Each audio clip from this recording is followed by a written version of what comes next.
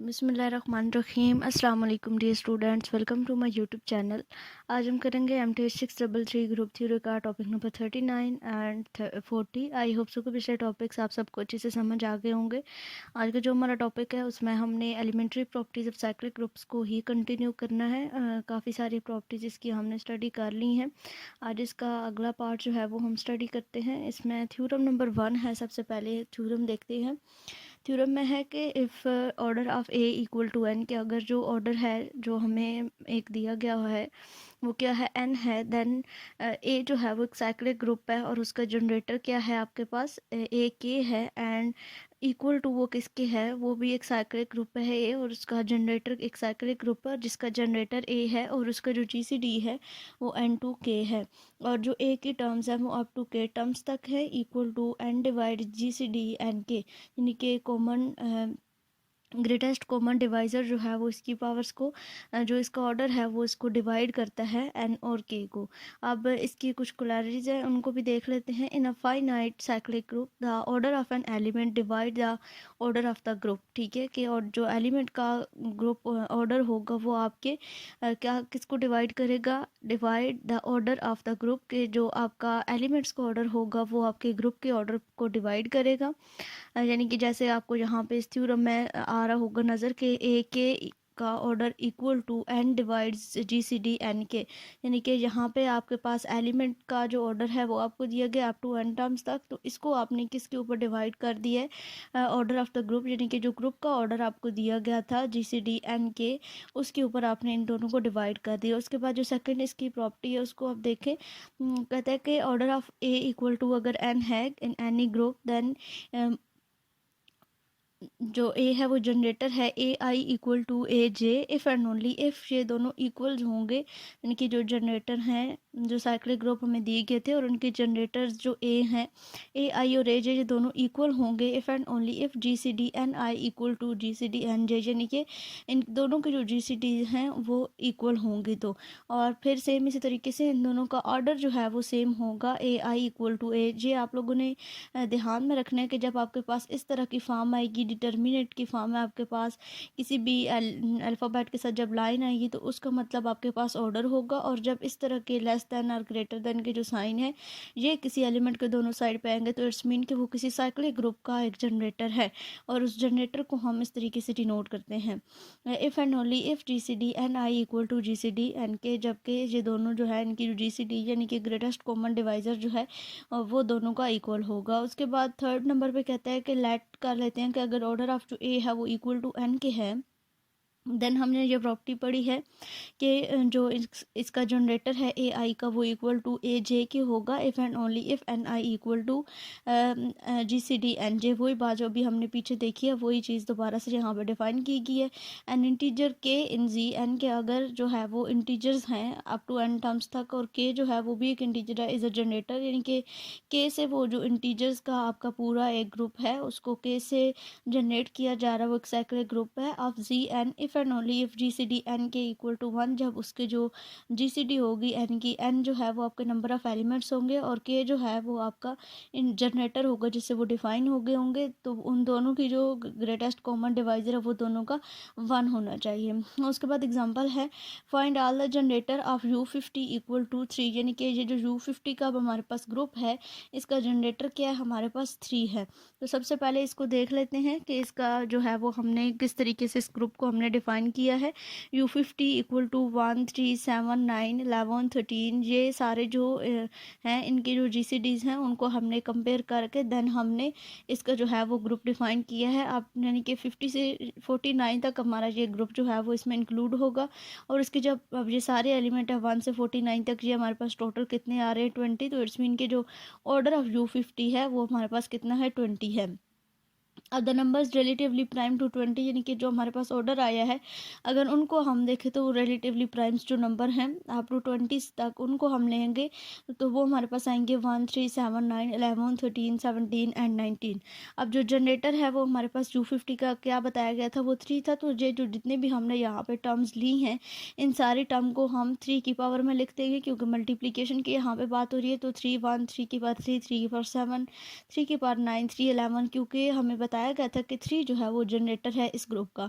उसके बाद इन 3 की सब पावर्स को हम जो है वो सॉल्व करेंगे। यहाँ तक भी ये जो है इसका सोल्यूशन ठीक है, लेकिन अगर हम अगला स्टेप को देखें तो ये कैसे हमारे पास ये स्टेप आया है। इसमें इन 3 की पावर्स को जो है वो सॉल्व किया गया है। 3 को 1 टाइम मल्टीप्लाई किया, 3 को 3 टाइम किया, 3 को जब 7 टाइम मल्टीप्लाई किया, देन 3 को 9 टाइम मल्टीप्लाई किया, तो जब 50 से बड़ी आपके पास वैल्यूज़ आना स्टार्ट हो जाएंगी तो फिर जो हमारे पास होता है ग्रुप का ऑर्डर होता है उसको 50 से डिवाइड, मतलब अगर आप 3 को 9 टाइम मल्टीप्लाई करेंगे तो आपके पास 50 से बड़ी कोई वैल्यू आती है तो उसको 50 से डिवाइड करेंगे, देन आप यहाँ पे जो है वो लिख लेंगे अपनी जो भी वैल्यूज़ आएंगी। तो ये सारी वैल्यूज़ इस तरीके से आएंगी। अब हम 3 को 19 टाइम मल्टीप्लाई करें तो हमारे पास 17 तो नहीं आता, तो जो भी वैल्यू आएगी उसको आपने 50 से डिवाइड करना है, देन आपके पास यहाँ पे जो इसका आंसर है वो 17 आ जाएगा। आई होप सो कि ये चीज़ क्लियर हो गई होगी। उसके बाद अगला जो टॉपिक है वो 40 है, उसमें fundamental theorem of cyclic group हमने पढ़ने हैं। इनको भी एक दफ़ा हम जो है वो रीड आउट कर लेते हैं, इम्पोर्टेंट है ये भी। देखते हैं कि कहता है कि एवरी सब group of a cyclic group is cyclic, कि कोई भी अगर सब ग्रुप है किसी साइक्लिक ग्रुप का तो वो भी साइक्लिक होगा। यानी कि ज़ाहिर बात है अगर हम किसी साइक्लिक ग्रुप का सब ग्रुप लेते हैं तो ऑब्वियसली वो सब ग्रुप भी साइक्लिक ग्रुप ही होगा, क्योंकि हमने एक साइक्लिक ग्रुप में से ही एक ग्रुप लिया है, तो हम उसको कह सकते हैं कि वो एक साइक्लिक ग्रुप है। देन बी पार्ट में कहते हैं कि if order of a equal to n then the order of any subgroup of generator a is divisor of N, यानी कि अगर जो है वो ऑर्डर है जो आपके पास ए है, जो नंबर ऑफ एलिमेंट है उनका order up to n term तक है, देन जो आपका जनरेटर होगा वो क्या होगा, डिवाइज़र होगा एन का। तो आगे देखते हैं, फॉर ईच पॉजिटिव डिवाइज़र के हर पॉजिटिव डिवाइज़र के लिए जो भी हमारा डिवाइज़र होगा के की जगह पे कोई भी वैल्यूज़ आ सकती हैं। Of n the group generator a has exactly one subgroup of order k, तो यहाँ पे क्या होगा कि जो हमारे पास ए जनरेटर होगा उसका एक जो है वो सब ग्रुप भी होगा, और उसको के जो है वो हमने नाम दिया है, और उसको इस तरीके से हम जो है वो डिनोट कर सकते हैं, generator of A and divides के। ये चीज़ हमने इसमें पढ़ी है कि वो जो हमारे पास के होगा एन होगा वो क्या करेगा, डिवाइड करेगा आपके ऑर्डर को के साथ। उसके बाद इसका प्रूफ देख लें कि सब ग्रुप आर साइक्लिक, के सब ग्रुप साइक्लिक कैसे होते हैं। Let G equal to generator of A, यानी कि जी एक साइक्लिक ग्रुप है जिसका जनरेटर ए है, and suppose h is a subset of g, यानी कि एच जो है वो belong or equal to g की है। If h is a trivial, कि एच जो है वो अगर ट्रिवियल होता है तो देन एच को हम कहेंगे कि वो एक साइक्लिक ग्रुप ही है। तो पहले जो है वो हम सपोज कर लेते हैं कि एच जो है वो नॉन ट्रिवियल है, ठीक है। H is not trivial. Let m be the smallest positive integer, यहाँ पे अब हमने सबसे जो छोटा पॉजिटिव इंटीजर है वो हमने यहाँ पे लेट कर लिया है, वो एम है with A M in H. उसको जो है वो हमने कहा है कि जो ए है वो इसका जनरेटर है, तो इसकी पावर में हमने एम लिख दिया, और वो किस में है, एच में मौजूद है। तो डज एम एग्जिस्ट, के क्या एम एग्जिस्ट करता है, तो जी हाँ बिल्कुल एम एग्जिस्ट करता है, क्योंकि जो भी हमारे पास हम उसका ऑर्डर लेंगे उसका एक ना एक जो है वो हमारे पास छोटी से छोटी भी टर्म उसमें इंक्लूड होगी। ओके तो आगे देखते हैं। आगे हमारे पास कुछ फंडामेंटल थ्योरम है, इसी को आगे कंटिन्यू करना है। By closure property generator a m is the content in H, वही बात जो भी मैंने आपको बताई कि वो जो है वो आपका एच से बिलोंग करता है। वी क्लेम दैट, अब हम क्लेम करते हैं कि एच इज़ जो जनरेटर है, जो एच सब सेट है, सब ग्रुप हमने लिए है, उसका जनरेटर जो है वो भी ए है। इसको चूज़ देखने के लिए हमने क्या किया, कोई भी एक बी जो है वो एलिमेंट लिया है a k in H, there exist integer q and r, और उनके साथ जो इंटीजर्स जो हैं वो हमने खुद से लेट कर लिए क्यू और आर, और जो आर होगा वो ज़ीरो से आपका होगा, zero is less than equal to r, और जो आर होगा वो लेस दैन एम होगा, सच दैट ए के इक्वल टू ए की power q m plus r. तो हम इसको इस तरीके से डिनोट कर सकते हैं। उसके बाद अगर आगे देखें तो आगे जो हमारे पास यहाँ पे प्रॉपर्टीज जब बेसिस सेम हो तो पावर्स आपस में ऐड हो जाती हैं, तो हम इस तरीके से भी इस वाली टर्म को लिख सकते हैं, a q m and a r we have a r equal to, अब हम हमारे पास ये जो पावर है ये माइनस में क्यों हुई है कि जब हमारे पास ये ए आर था और जहाँ पे हमारे पास क्या था, ए के था, तो हमने ये कहा है कि ये किसकी इक्वल हमारे पास बी के।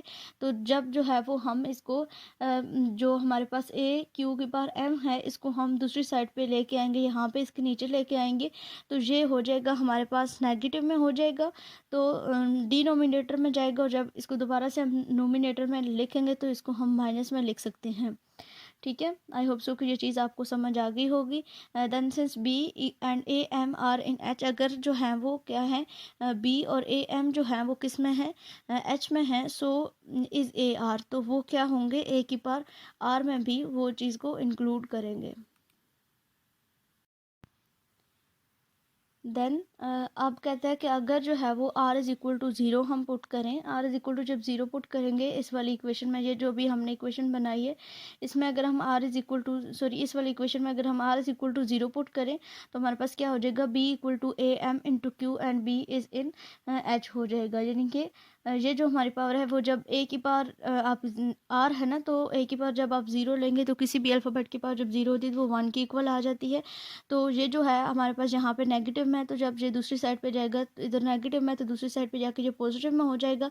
तो दैट्स वाई यहाँ पे हमने b की वैल्यू जो है वो निकाल ली है। तो ये हम फॉलो करता है कि जो h क्या है वो इक्वल टू है ए एम के, यानी कि ए एम जो है वो इसका जनरेटर है और ये चीज़ हमें रिक्वायर्ड थी।